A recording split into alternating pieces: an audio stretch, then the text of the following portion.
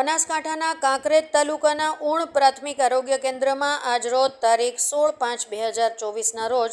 રાષ્ટ્રીય ડેન્ગ્યુ દિવસ અંતર્ગત taluka health officer doctor Piyushbhai ચૌધરીના માર્ગદર્શન હેઠળ તેમજ પ્રાથમિક આરોગ્ય કેન્દ્ર ઉણ medical officer doctor Tushar Patel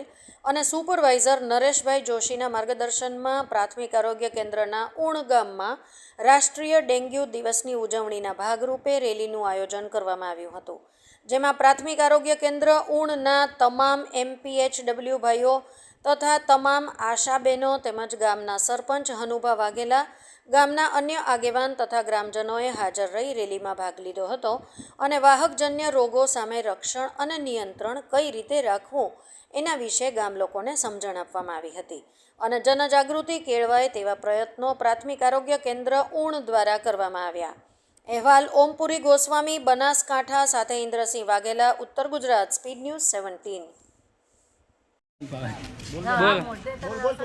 Banaskantha જિલ્લા પંચાયત આરોગ્ય શાખા દ્વારા 16મી મે એટલે રાષ્ટ્રીય ડેન્ગ્યુ દિવસની પ્રાથમિક આરોગ્ય કેન્દ્ર ઉણ ખાતે